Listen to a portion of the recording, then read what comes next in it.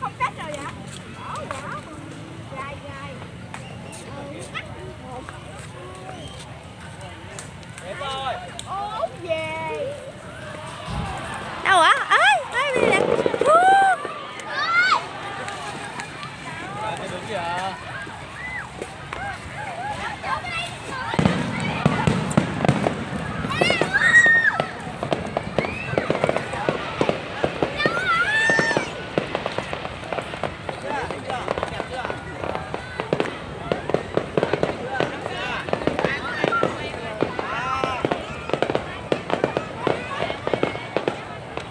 Ẩm em lên. Ẩm em lên lầu hả? Ừ.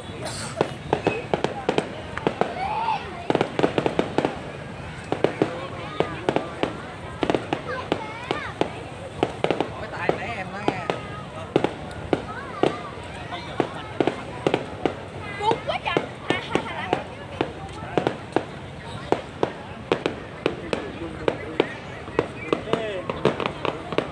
Quá đã luôn. Lần đầu mình thấy luôn á. Đầu mày đó. Ủa, đi thôi đi. Ôi, nãy giống trong phim luôn á. Ồ.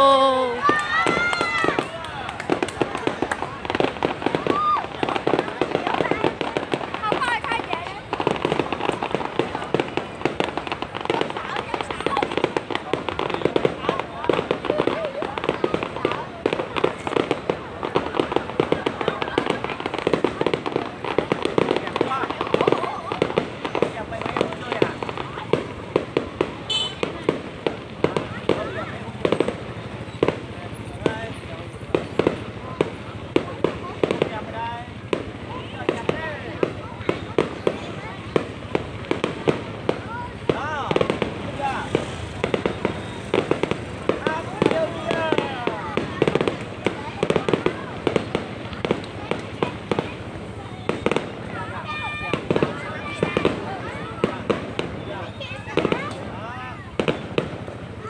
Hình đó, tới hình đó.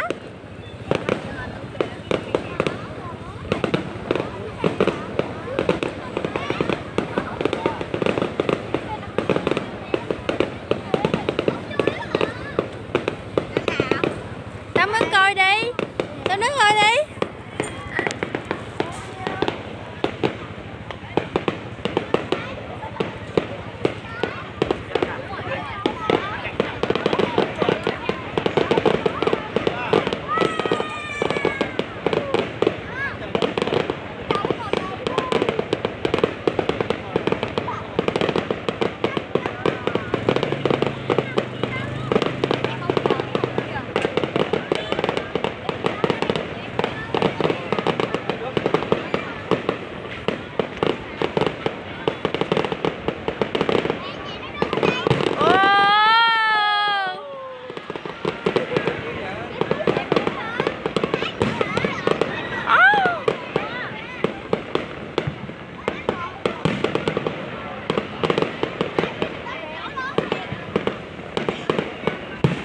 Ồ.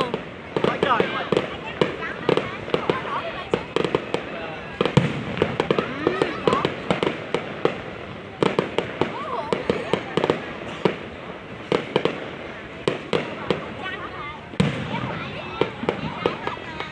Túa ra là hết nè.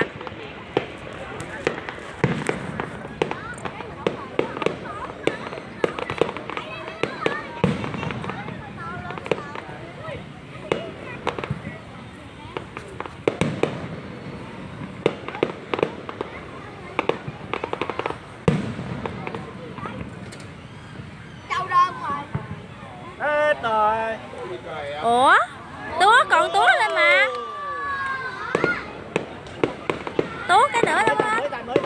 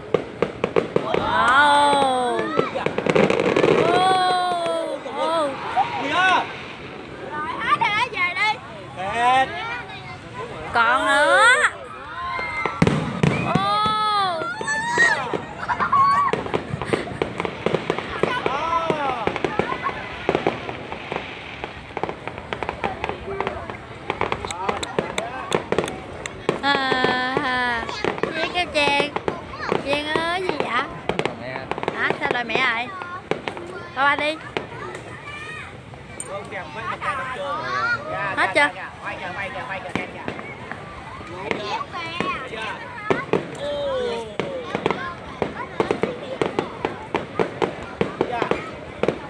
Ơi. Đâu kiểu đó. Gì? Đồ em mặc áo đây để kìa. Đi xe. Đi. Đâu